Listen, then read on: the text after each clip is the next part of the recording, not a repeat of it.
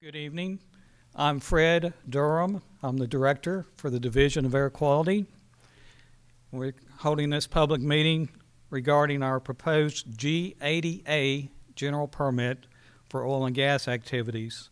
It relates to natural gas production, compressor stations, compressor facilities, and or dehydration facilities. We had a really well-attended rollout meeting back in February the 5th. And the day after the rollout meeting, we posted all the draft permit and all the associated documents on our website. We published public notices concerning this meeting and also for the public comment period for the G80 in several newspapers throughout the state. And the public comment period will end at 5 p.m. on Monday, March the 30th. This evening, we will have one of our permitting engineers, Jerry Williams. He will give a presentation just giving sort of the overview of the general permit. And after that, we'll open the floor for comments on the record. And if time permits, which it looks like it will with this crowd, we'll be taking questions. Keeping in mind that I'd like you to keep your comments and questions focused on the permit, the general permit itself, or the forms that we've put out for your comment. And also keep your comments focused on the general permit. So Jerry, if you'd come on up and we'll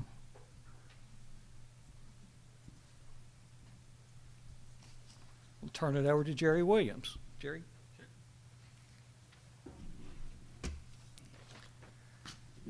Thank you, Fred, and thanks for those in attendance tonight. My plan is to give a brief overview of the G80 general permit. I don't plan to get in the details I got in during the rollout meeting, but we will answer any questions that we have, and we can provide details on it. The G80 general permit would be another general permit in the series of general permits we already have. General permits under Rule 13 authorize the construction, modification, or relocation of a category of sources by the same owner or operator that involve similar processes.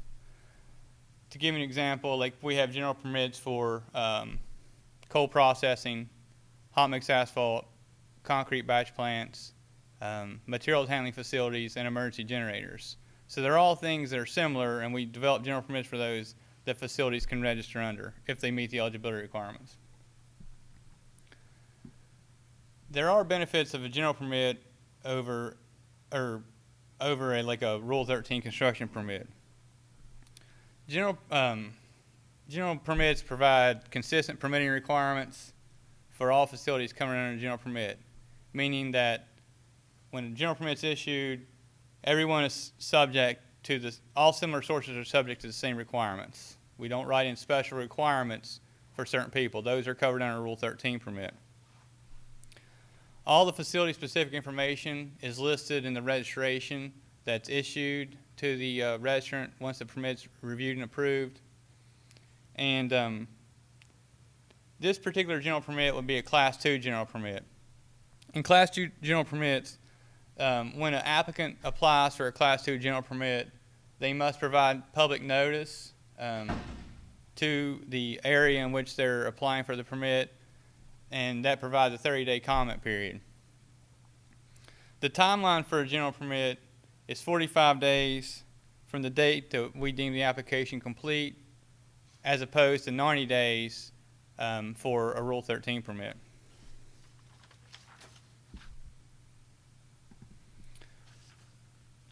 So the purpose of general permit G80-A, we developed that for natural gas production, compressor, and or dehydration facilities.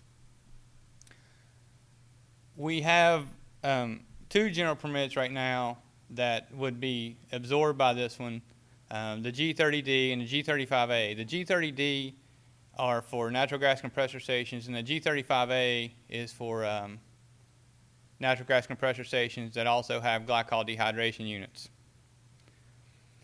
We also have general permit G70-A, which is for natural gas production facilities or well sites. So whenever we decided that we were going, some of these general permits need to be modified. So we came to the conclusion that we felt the best path forward was for all three of them to be lumped into one general permit, so it would cover all three of those types of sources. And over time, during review of Rule 13 permits, the agency has become aware of ways that we could better permit those type of facilities under a general permit. And the G80-A was issued in late 2013, and once we started reviewing some of those applications, we realized that there were better ways to permit those facilities as well. So the G80 is a conglomeration of all those things where we've taken ways that we could better permit things and be more efficient with the way that those requirements are written in the permits. With all that being said, the G30, the G35, and the G70 will still exist in their current format, but we will not be issuing any more registrations under those. Meaning that if you have a G30, a G35, or a G70 registration, and you don't make any changes to any of those facilities, then you can continue to operate under the terms and conditions of that permit. However, if you are going to modify one of those facilities, then the modification that would be issued to you once the permit was reviewed and approved would be under the G80, meaning that you would need to meet the terms and conditions of the G80 and not your prior permit. So, like I said, the general permit at G80 will cover a wide variety of sources since we are going to look at all three permits under one. The gas well effective facilities, which is currently covered under G70, storage vessels, which are predominantly covered under G70, gas production units, inline heaters, heater treaters, which are predominantly under G70, and then glycol dehydration unit reboilers, which you might find in a G35 or a G70. Pneumatic controllers, centrifugal compressors, reciprocating compressors, all of those right now are currently covered under the G70. And then reciprocating internal combustion engines, which all three of those permits cover those. We're going to cover generator engines. So if a facility had an emergency generator, this would now be under a G80, meaning that they would no longer have to apply for a general permit for a compressor station and a general permit for an emergency generator. We put the requirements for the emergency generators in this permit as well to cover those. This covers truck loading at well sites and or compressor stations. Glycol dehydration units, and then also covers various control devices and emission reduction devices which may exist at any of these facilities. So the control devices and emission reduction devices that are covered are on this slide, but what we've done is, once again, over time, as we've been exposed to various control devices or emission reduction devices that may not have been covered under one of the previous permits, we expanded on that and created language, regulatory language for those units and put that out there for General Permit G80, which are completion combustion devices, enclosed combustion devices or flares, closed vent system requirements, carbon absorption systems, condensers, vapor recovery units, and engine reduction, or engine, like catalyst for engines, which would reduce emissions from those units. So like Fred said, we did have a rollout meeting on February 5th to introduce the proposed General Permit G80. We went over that for several hours, and then later that afternoon, we also walked through all the forms all the new forms that we created as part of this process.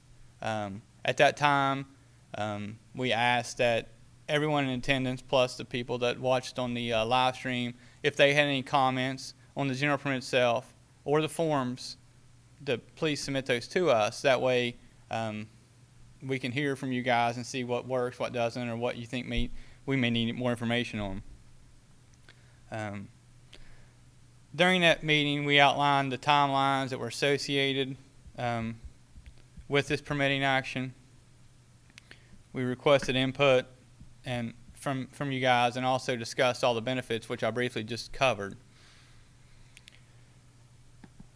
We feel that the General Permit G80-A is beneficial. We feel that this is a way for, it's kind of like a one-stop permit, like for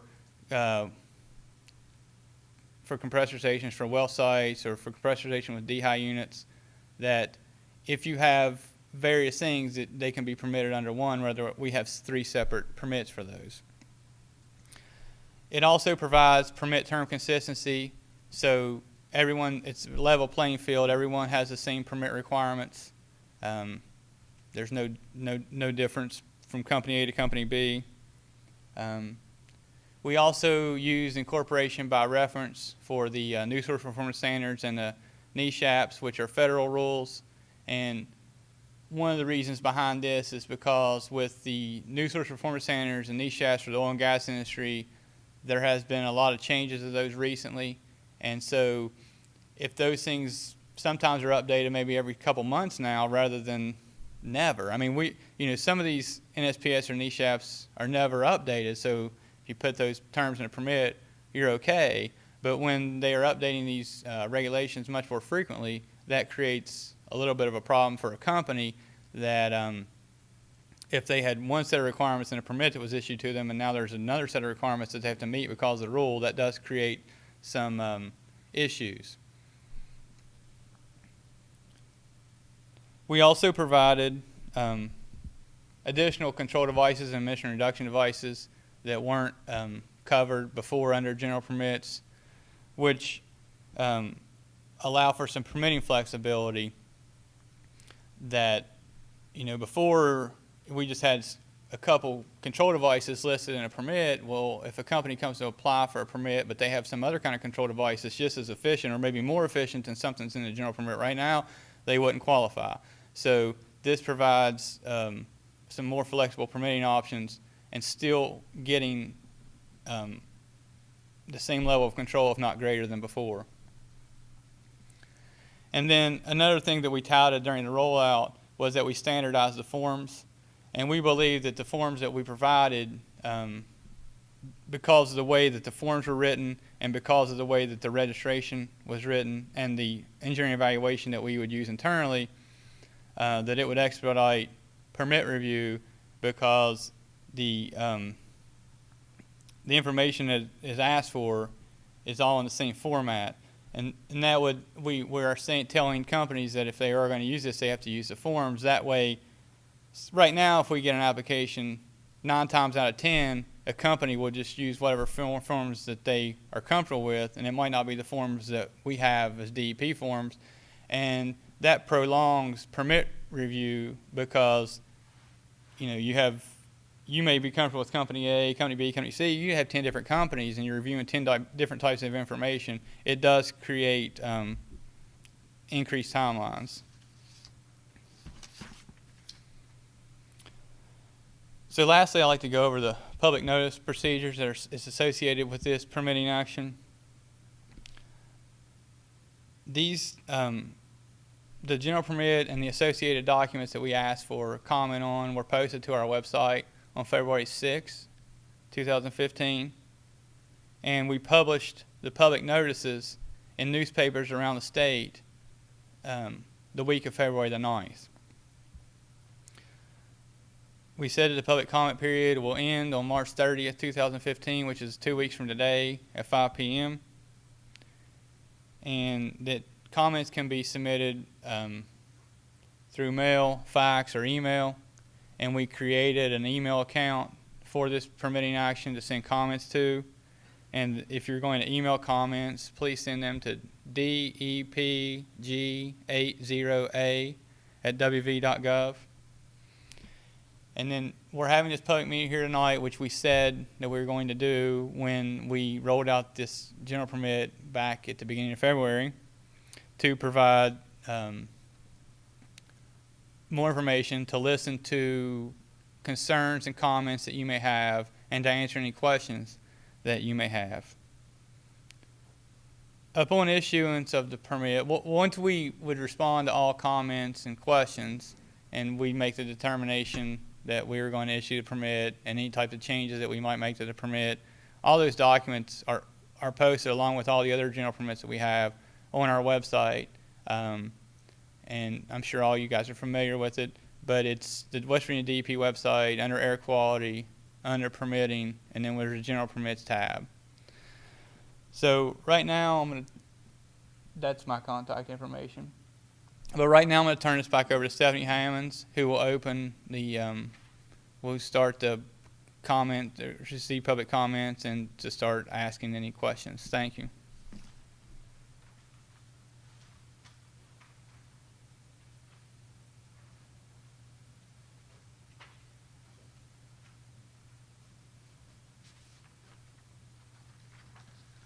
Okay, so during this period of time, we will give you the opportunity to comment on the record. We're going to take comments first, and then we'll do questions afterwards.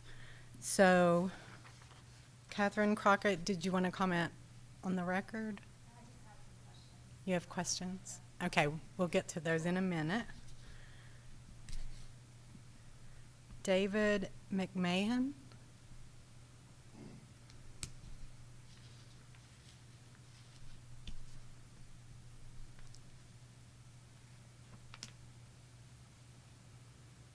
If you come around this way so you don't trip over the car. Thank you. Thank you for everything. My name is David McMahon. I'm a lawyer. I'm a co-founder of the West Virginia Surface Owners Organization. We were there at the beginning when the Horizontal Well Act was passed. We wanted things for surface owners. We didn't get a lot of them. About the only thing we really got, well, we got no bearing of pit waste without permission, not your area of expertise, not the subject of tonight's meeting. The only thing that we really got was you couldn't put, the center of the well pad had to be 625 feet away from someone's house. We thought that was way too short. But one thing that the legislature did to accommodate us was it required a bunch of studies to see if that was an appropriate thing to do. I brought with me, and I will leave for the record, study done by, that the DEP contracted with the with Michael McCauley, PhD, West Virginia University School of Public Health. The cover letter that the DEP gave, sent to the legislature regarding the study, says it should reconsider that reference point for the location restriction to occupied dwellings to reduce potential exposures and provide a more consistent and protective safeguard for residents in affected areas. So DEP recognized that the 625 wasn't right. However, they did not recommend anything different. The legislature has not taken it up. We think this is an opportunity because that statute, the Horizontal Well Act, gives DEP rulemaking authority, doesn't necessarily derive from the Clean Air Act, doesn't derive from the state's implementation of the Clean Air Act, gives the state the ability to do rulemaking and take steps to protect surface owners. And we think it's very important regarding air quality. After probably traffic and noise, air quality is one of the biggest complaints we get. And I would point out that in Dr. McCauley's study, he cites a study in Colorado. One point of comparison is a study of actual health effects around drilling operations and their concomitant measured exposures. To date, there's only been one study with sufficient data with which to compare, period. The study was by McKenzie in 2012 in Colorado, says there's a significant increase in disease risk for populations living within a half mile of a drilling operation compared with those living further away, a difference between 6 in a million and 4 in a million on the half mile mark. That's going to be caused by air. It's an important thing. It's something that people complain about, and it is a health problem. I will read further from the report and conclusions and recommendations. There was activity associated with the drilling site and with the source of air contaminants and noise at 625 feet and further from the center of the pad. a setback distance of 625 feet, does not assure residences would be unexposed to contaminants from the drilling site activity. There is no single geometry to which drill site activities conform. The activities follow the terrain of the site, the needs of the process. Studies have also shown that the meteorology, which way the wind's blowing, and topography, if it's up on top of a hill, a lot of the stuff goes downhill, or can be the reverse. Studies have shown that meteorology and topography may be more important factor than a distance measured from the map for determining air contaminant concentration. The levels of contaminants that were seen were not unexpected based on previous studies. However, they were seen to fluctuate over a wide range of standard deviation. So consideration needs to be given to giving increased control. This is my point. Consideration needs to be given to increased control monitoring of the process. They found hazardous quotients for benzene, BTX and isotopic methane may be the best tracers. So what Dr. McCauley said when he presented this to the legislature was that the metric is not how far something is away, but you got to measure it. And so that is what we are most concerned about, is that, and let me say that I'm just giving one basic point tonight. You may have noticed that the legislature's been in town and we've been up there the whole time. So we haven't had much time to work on this. We thank you for giving us to March 30. We will have much more technical comments in by March 30th. But the point we want to make here is that you've got the power to do more. You should do more, particularly with regard to ongoing measurement. And that should be a part of the permit. According to Dr. McCauley's estimate, from the work that they did in providing monitors at a number of well sites, you can create this a little kind of a trailer, costs about $10,000. And from that, telemetry can be even given to the surface owner to see when, in your example, air concentrations exceed safe levels, so that something could be done about it. So so that even if there is something that matches the permit, if it's still giving hazardous substances to the surface owners nearby, to the citizens generally, you need to be able to change it. So again, we think monitoring is important. And I'll give you my favorite example. I had a client, Mr. Shreves, owned this beautiful pond. All the neighbors came to it. Got trout and bass out of it. Really great pond. And Antero was going to put a pad up on top of the hill. And he saw that and said, that's gonna ruin my pond. So he went to Antero and he said, oh, no, you can't read a topo map. That's not going to ruin your pond. So he called the oil and gas inspector. Oil and gas inspector said, oh, no, they're going to put stuff out there. It is not going to ruin the pond because they've got a permit, and the permit requires to do all this good soil erosion and sediment control stuff, and it's not going to ruin your pond. And the supervisor came out there and said, oh, it's not going to ruin your pond, and it ruined his pond. A couple years later, the trout are dead. It looks like a mud hole. So we appreciate that you're going to try and do a job of making sure that the toxics are taken care of. We are not so sure, rely on my expert to come later, that the concepts of just anticipating pollution and requiring certain devices is the best way to go, that you also need to require in the permit, particularly if there's somebody living nearby, control monitoring, so that if what the permit provides is not enough, more can be done.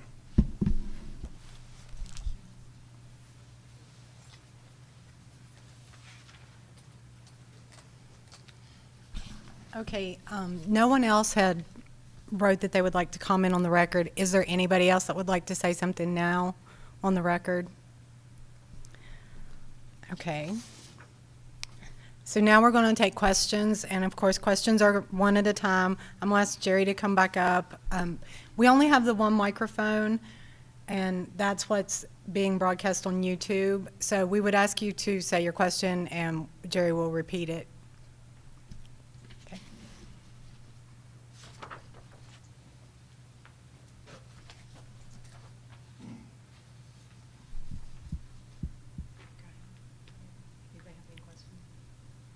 Okay. Just a couple of questions that we had after taking an initial review of the permit and the forms. So maybe you can clarify. One of the questions was that the forms seem to request information and quantification of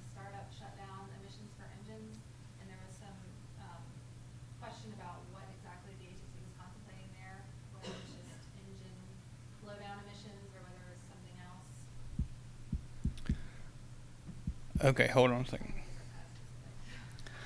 First of all, let me say, if some of these questions are more technical than we can answer tonight because we need more information, then we'll have to get back to you with that. I mean, I can't remember everything, so. First thing, will you repeat the question? Okay. The question was what the agency was going to do to quantify with startup and shutdown emissions. That was engine blowdown emissions or something else that was supposed to be encompassed by that. Yes, I mean, yeah, you need to do engine blowdown emissions, and then whatever emissions that are involved in the actual startup of the engine as well.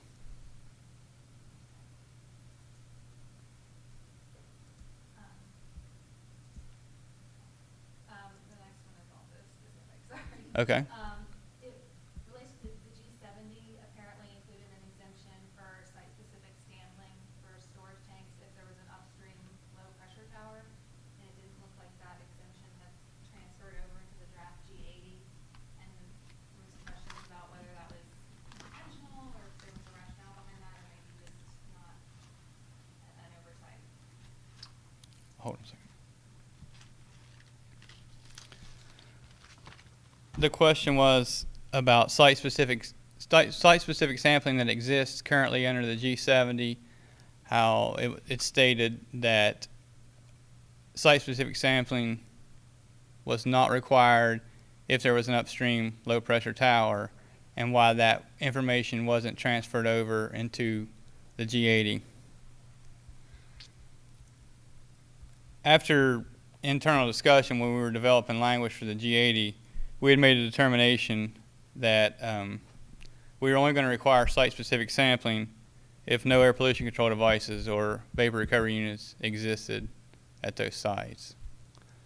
So if an air pollution control device or vapor recovery unit existed, then we were not going to require site-specific sampling.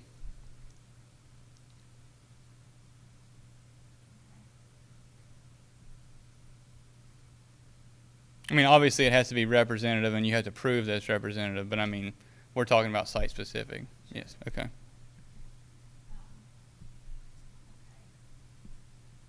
The next set of questions was just about the various new leak monitoring requirements that are in the permit. If you could talk a little bit more about those and where the rationale behind those. Okay.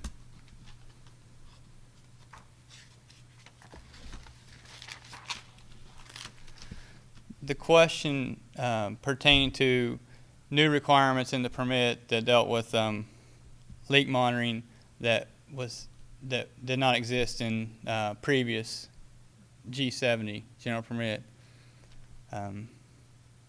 Anyone that's familiar with these sites realize that over time, the more research is done, that the fugitive leaks that exist around them do contribute a large amount of emissions to the atmosphere.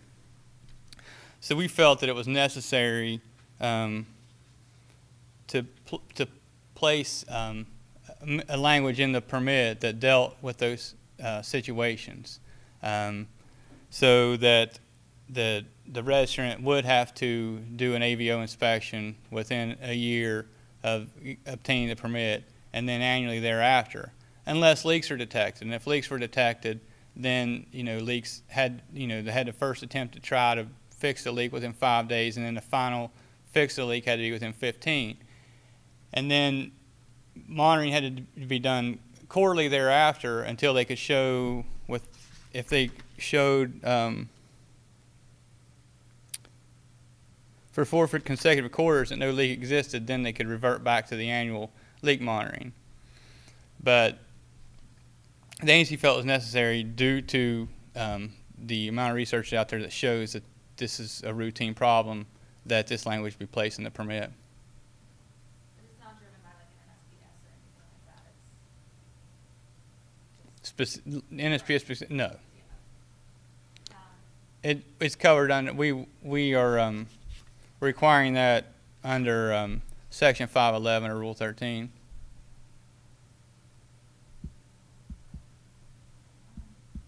I'll make 2 more. Okay.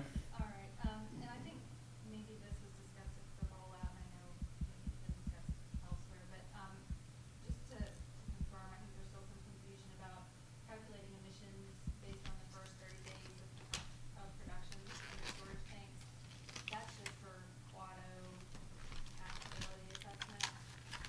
Right.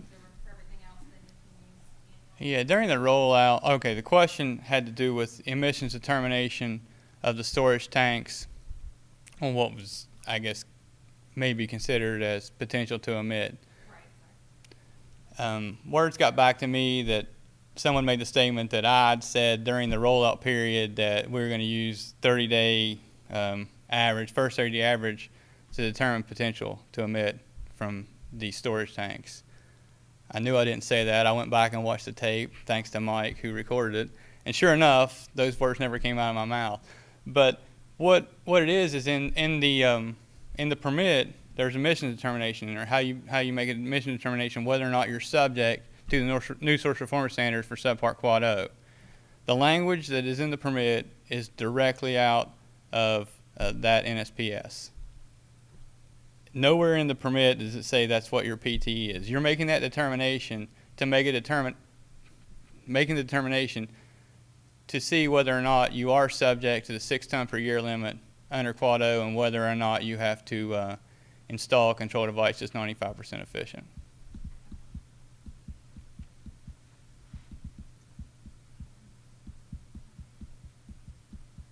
And the last one, actually, you touched on it a little bit in your intro, just that it's the agency's expectation that, the standardization of the permit will allow for more, will facilitate more expedited review, 30-day completeness determinations, 45 days for permit issuance, assuming that, the forms, the standardized forms work.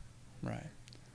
The question was if we felt that the standardized forms would expedite permit review, Yeah. basically speaking, Yeah, especially completeness determination. and completeness determinations.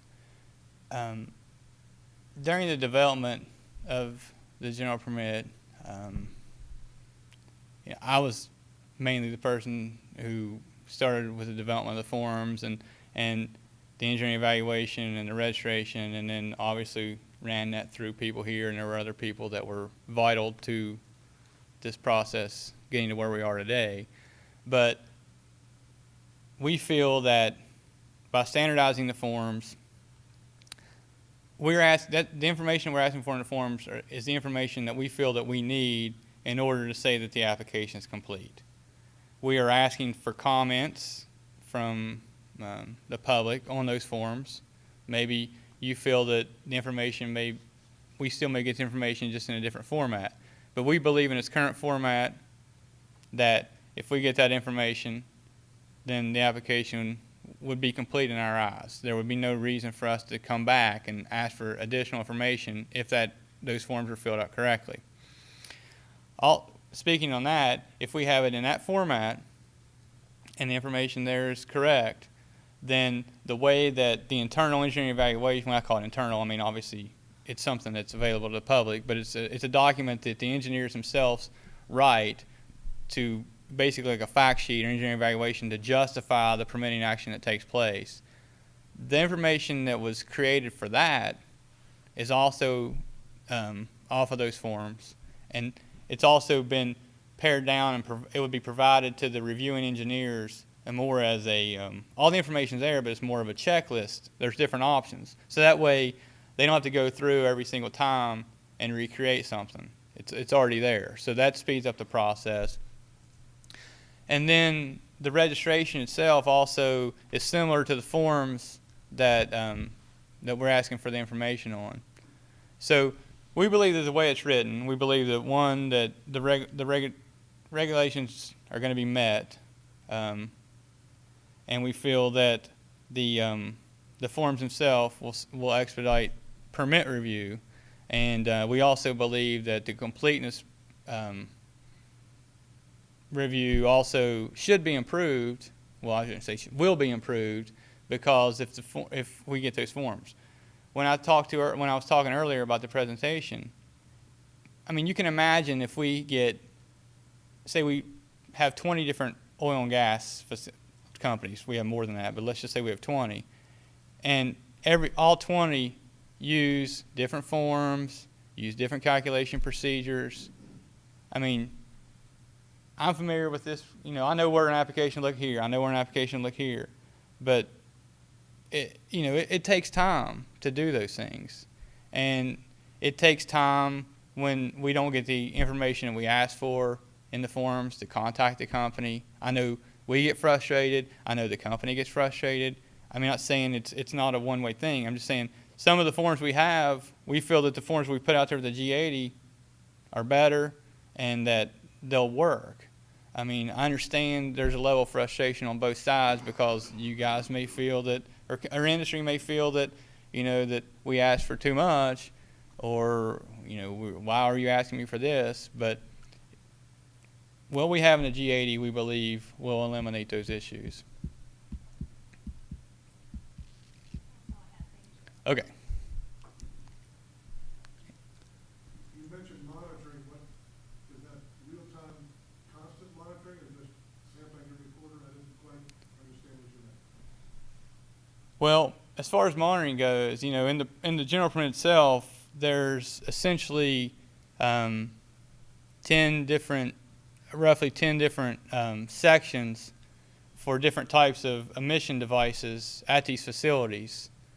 So monitoring is going to be different, whether it be, an engine or a DHI or so forth. But as far as will it be real-time monitoring, I'm not in the air monitoring section, so I'm not trying to deflect your question, but there's no real-time monitoring prescribed in the general permit G80-A. As far as if the question is, will there be a detector there that will read constantly? Is that your question? Right. No. That's not prescribed in the general permit G80-A. We have an air monitoring section who they have monitors set up around the state, and they have 24-hour monitoring for different pollutants, and there's process and procedures that go along with that they could talk about a lot better than I can, but I can provide you after the meeting a link to that website, if that's something you want to look at to get more information, if you want to have further follow-up questions about it. But I'm not in air monitoring, so I don't know that I can answer your question any better than that. So after they have the permit, the site's up and running for 6 months.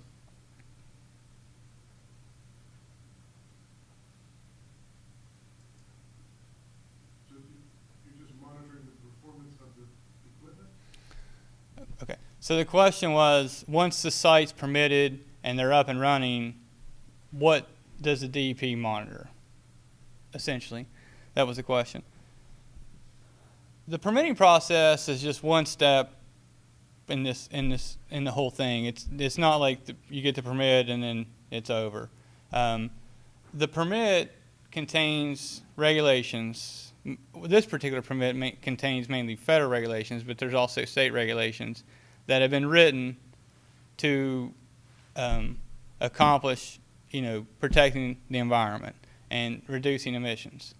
So whenever we would issue a permit, these are the regulations that have to be met. We review an application. Do they meet those regulations as they're written? Yes or no. If they do, then we issue the permit. Once the permit's issued, then the facility is required to keep certain records. They're required to do performance testing to show compliance with the emission limits that are set forth in a permit.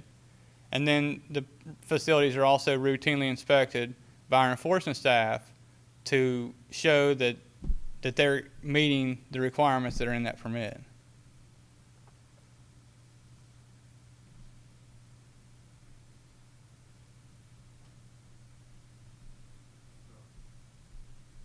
As I say, we'll have a person that knows the technical end more than me comment before the end of the month. Thank you for your Okay. Yeah, and like I said, if you have more questions on the monitoring, I can provide you that information, the link. I can email it to you if you provide me your email address. But that would be monitoring, not necessarily near someone's house. Right. That will provide you a list of where the monitors are located, and you can see the types of pollutants that are monitored at these different stations.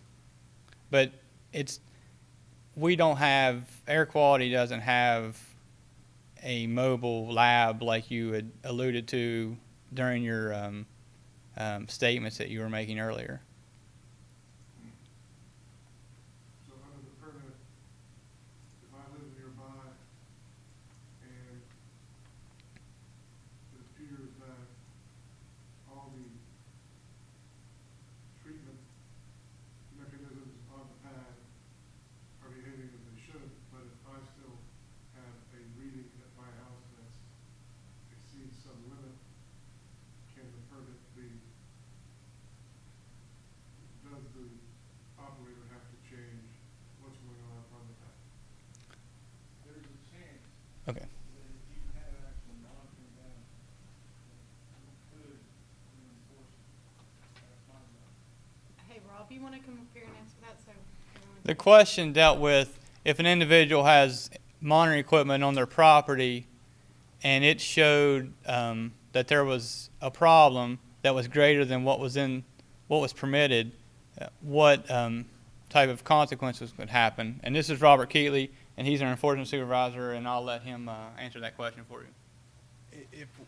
If we had, I guess, a determination that there was issues with the air monitoring at a specific site, we have mechanisms to enforce and to limit those. I think what the confusion was, the sampling he was talking about was a sample of the composition of the well. We require a sample of the well if they don't have certain control devices. Not real air monitoring per se, but a sample at the well is what we were talking about earlier. If they don't have the vapor combustor or if they don't have a vapor recovery device. But does that explain it a little better? But again, if at my house I measure something that's below a level, if you go up and all the stuff on the pad that the permit requires is working properly, is there? Yeah, I mean, if we actually find out that there's issues, we have additional mechanisms to do enforcement if there's a health hazard or other problems at a site. I mean, that's built into the code. I mean, we rarely do it, but if we do find a problem, we do take care of it. But I guess when I hear you say the word enforcement, that means you're enforcing the permit as issued. And if the permit as issued is not solving the problem, then We still have the West Virginia Code. There's a statute that says statutory air pollution has to be controlled. If we do find additional issues outside the permit, I mean, it doesn't happen very often, but we have invoked requirements if there is an issue. you can modify the permit. Not exactly modify the permit, but we can do enforcement action to have the issue fixed.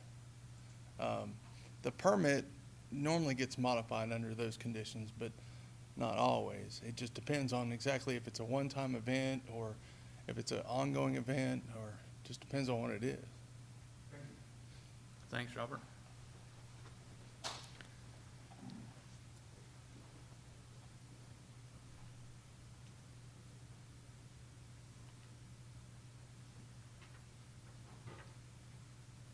Any other questions? Thank you, we're done.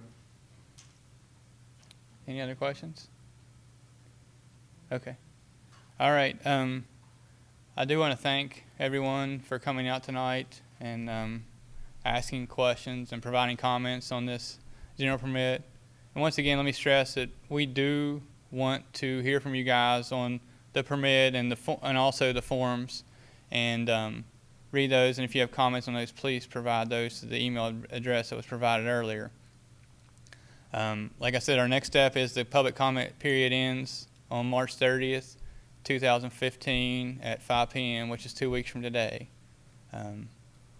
Thanks again for coming out. I'm going to turn it back over to Stephanie Hammonds, and she'll provide you with further information. Thank you. Actually, what I was going to say, Jerry just said, so I just thank you all for coming. If you have any questions, you can contact us here anytime. Thanks.